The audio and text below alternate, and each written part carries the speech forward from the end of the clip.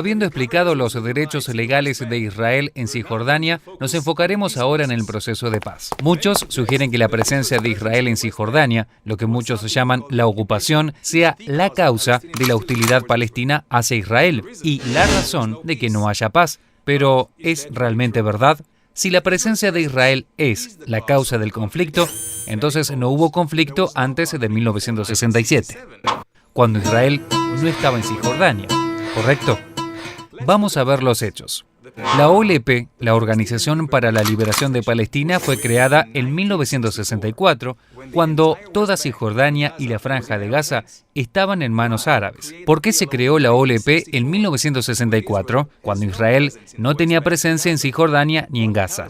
¿Cuál Palestina querían liberar? El escudo de la OLP nos da la respuesta. La OLP fue creada para borrar por la fuerza al Estado de Israel del mapa del Oriente Medio. Una meta claramente definida en su carta fundacional. Esta meta no era nueva. La OLP estaba continuando la larga historia árabe de decir no. No a la autodeterminación nacional del pueblo judío, no al reconocimiento de su patria ancestral. Echemos una mirada a la historia. En 1937, la Comisión Peel recomendó la división del territorio, un Estado judío y un Estado árabe. La porción árabe incluiría el 96% del territorio que la Liga de las Naciones había asignado originalmente para la patria judía. Esto incluía mucho más que solamente Cisjordania. Sin embargo, en lugar de aceptar a los judíos como socios de paz, el líder palestino, Had Yamin al-Husseini, dijo no, y encontró un socio con una visión más parecida a la suya. En 1947, las Naciones Unidas recomendaron el Plan de Participación, el cual nuevamente ofrecía a los árabes mucho más que solo Cisjordania. Los judíos dijeron sí, los líderes árabes nuevamente dijeron no, e iniciaron una guerra de exterminio. Israel ganó aquella guerra, estableció su Estado, pero no vieron un día de paz, a pesar del hecho que sus vecinos árabes controlaban toda Cisjordania. Los árabes continuaron diciendo no. Atacaron a Israel sin piedad, utilizando Cisjordania como base de operaciones, hasta que Israel la tomó en una guerra de autodefensa en 1967. Después de la guerra, la Liga Árabe rechazó todos los esfuerzos de paz. Siguieron eligiendo la fuerza por encima de negociar, y en una cumbre en la ciudad de Khartoum oímos nuevamente no, no, no. Avancemos al año 1993.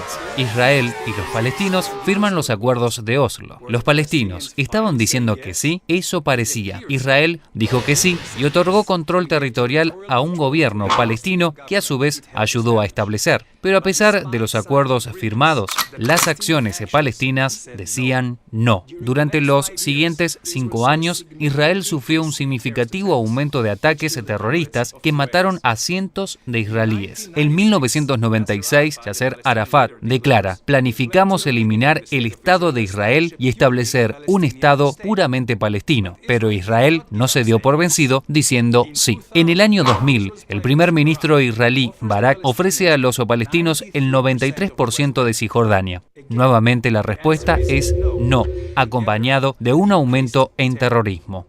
En 2005, Israel se retira de la Franja de Gaza, desarraigando 8.500 ciudadanos israelíes esperando fomentar la paz. Los palestinos otra vez dicen no.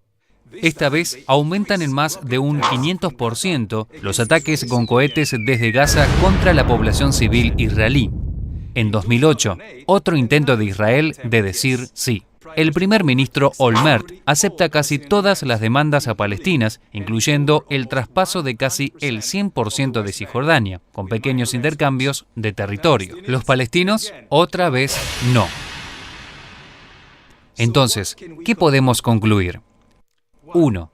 El conflicto no se originó por la presencia de Israel en Cisjordania. La causa real del conflicto sigue siendo hasta hoy la larga historia árabe de decir no. No a la paz, no a la existencia de Israel, porque decir no es consecuente con la política palestina, la educación y los medios de comunicación. Líderes políticos y religiosos continuamente promueven la destrucción de Israel. 2. Israel ha dicho sí durante décadas y lo ha aprobado firmando la paz con Jordania y Egipto. Así que, ¿Cómo continuaremos desde aquí? ¿Cómo alcanzaremos la paz? Con un poco de buena voluntad, reconocimiento mutuo del derecho a la autodeterminación y concesiones reales de ambos lados. Israel, por su parte, seguirá diciendo sí a una paz verdadera y duradera. Pero para que el proceso de paz sea exitoso, los palestinos deberán renunciar a su implacable decisión de elegir la fuerza por encima de negociar y de elegir no por sobre sí. Ya es hora.